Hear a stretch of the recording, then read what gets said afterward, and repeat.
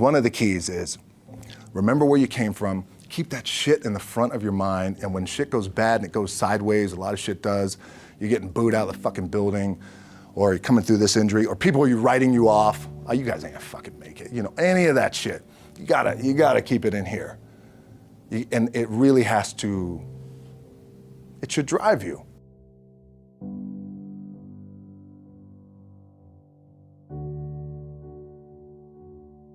This idea and this notion that you could be anything you want and you can accomplish anything you want, right? We hear that. You've heard that from the time you were little boys.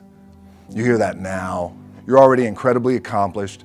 You can win an NBA championship, MVP of the league. You could become president. You could become governor. You could be in entertainment. You could do Charles, and you could do Shaq. You could do that. You could do whatever you want to do. You guys know that. The thing that has worked for me is to remember the hard times. So, and I'm sure you guys all have your processes. And again, I'm going to tell you what's worked for me. So before a big movie comes out, before back in the days when I was wrestling with WWE, a WrestleMania match, anything big that would happen, I would always take a moment and I'd just remind myself, all right, I was evicted when I was 14. We were kicked off the island. We couldn't live in Hawaii. Had no place to live. A lot of shit happened. Then when I moved to Nashville, I was arrested multiple times by the time I was 16 years old. I gotta remember that. If I were playing on this team, which my skills are, what's that term? Oh, the shits. So I would never play. But before I lace up, before I get on the court, before I play in these big games, before I go to the Staples Center, where history is there, those are historic walls there at the Staples Center. I would remember that, and it allows me then to be present in the moment and understand, holy shit, the stuff I have around me right now, this is the shit that I dreamed of when I was a kid. I am here. I played for University of Miami, played for great teams.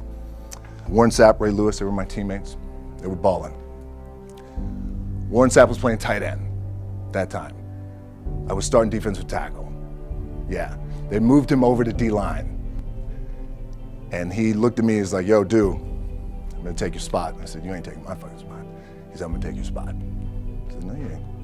We battled, and he took my spot. Now you can imagine how that fucked with me, because there goes my opportunity. He went in, switched to defensive tackle, lit the world on fire. Well, what that did, it crushed me, it crushed my dreams. I had a piss poor senior year, zero production, no NFL, no combine invite, nothing. Finally went to the CFL, Calgary Stampeders, making $250 a week Canadian. Now I had to send that shit home to my wife at that time. Had no money. So I remember that. When I got cut from Canada, I had $7 in my pocket. And I always tell that story. So now my production company is $7, advertising agency is $7, everything is $7. So I always remember that. What helps me is to keep the hard times in the front of my mind, because it allows me to go into these big moments that I've worked my ass off, and you guys have worked your ass off. It allows me to go into these big moments with a different perspective. What it also does for me, and again, this is what works for me. Like, I keep my back, excuse my language, my back is up against this motherfucker every day. It's against this fucking wall. Excuse my language, ladies in the room. But it's up against this motherfucker because it's what I believe in. And when my back is against this motherfucker, then there's nowhere to go. But that way. That's it.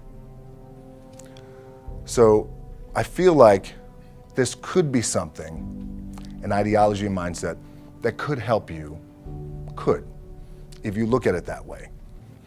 Because you made it already. We made it. We're successful boys, and we're lucky boys to be where we're at. Oh, you guys made it. Everybody's rich in the room. Nobody's gonna get evicted anymore. Anything you got, there's no more money problems, right? You got a lot of hands out now. Hey, can I get a little bit? Can I get a little bit? Right, that happens. But when you make it, for me, I need this. I need this. So every day, my back is up against this motherfucker, and this is how I operate. Now, doesn't mean you don't smile, Doesn't mean you don't laugh and joke, right? You're happy, I'm a happy guy. But when it comes to business and when it comes to executing, it's up against this. And I gotta go that way. And I don't give a fuck who is in front of me. They're not gonna stop me. I feel like for me, it feels seamless because you prepared for so long, but it's just like you guys prepping for a game. That's the fun part. That's where it's like, fuck, it's fun, man. People are paying their hard-earned dollars to come see you. They're cheering, they're going bananas, they're booing the shit out of you or on the road. That's fun. That's what you live for. I mean, that's the juice right there. The prep is where the character's made. And I just don't mean the character I play, I mean the character in here.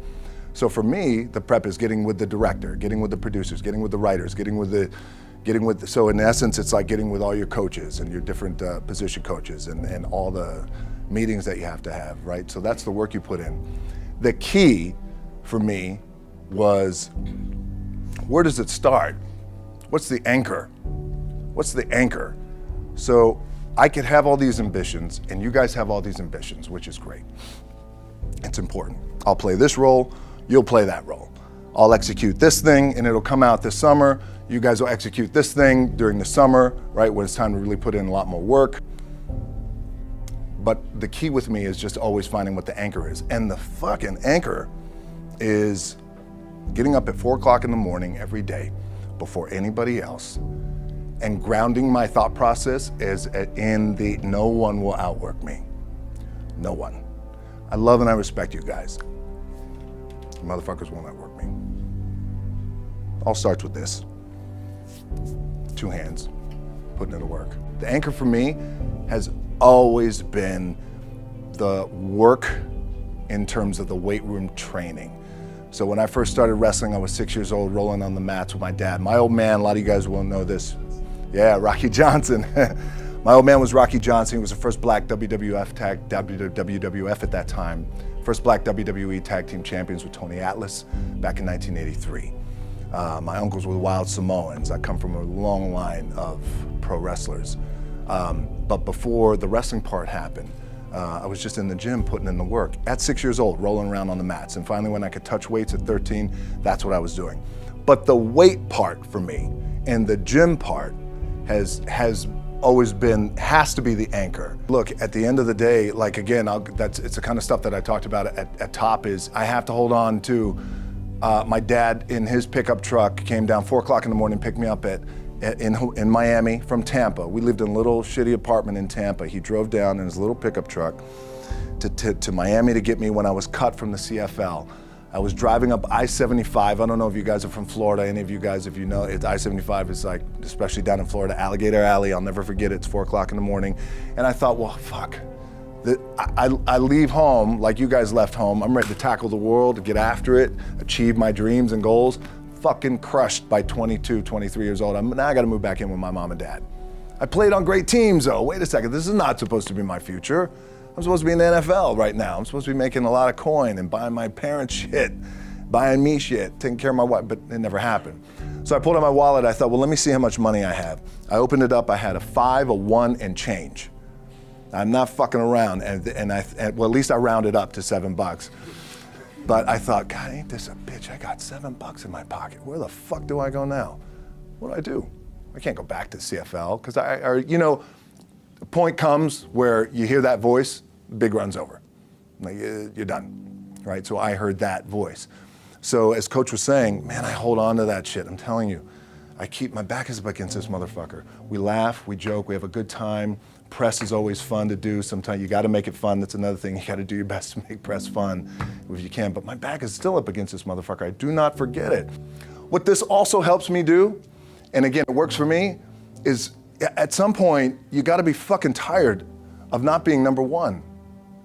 You have to be, and you gotta fucking play angry, and I play angry. Now, I'm cool and calm with my approach, and when I step out on my field, which is a set, or, like, there's some, and you're always gonna have haters, and haters are like, well, God damn, man, how many movies are you gonna make, or how much shit are you gonna do? Like, you do a lot of shit. I say, yes, because my ambition.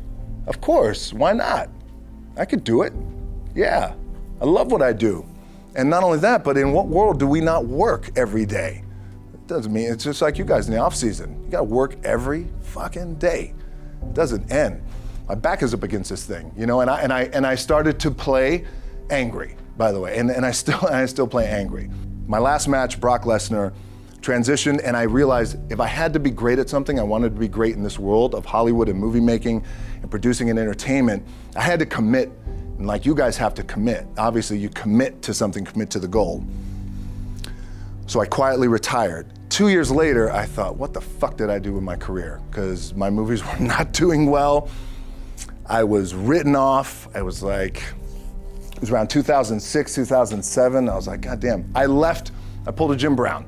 I left when I was on top, like #1 in the wrestling business, and I left. It was a ballsy, gutsy, some call it stupid move, but I had to commit and I had to follow what was in my gut. And at that time, I'll share this with you guys, and Will Smith is my boy, and I sat down at that time with the agency I was with, and they said, what do you want to accomplish? I said, I want to accomplish the world. I want the world, and I want Will Smith's career, and I said, and I mean this respectfully because I know he's here at this agency with us, I want to do it bigger and better. And they looked at me like I had 3 fucking heads, and they were like, okay. But I still stayed focused, and I still had still put in the hard work with my 2 hands, and that's it. And that's what it comes down to with you guys. One of the keys is, remember where you came from, keep that shit in the front of your mind, and when shit goes bad and it goes sideways, a lot of shit does, you're getting booed out of the fucking building, or you're coming through this injury, or people are writing you off, oh, you guys ain't gonna fucking make it, you know, any of that shit. You gotta keep it in here. And it really has to, it should drive you.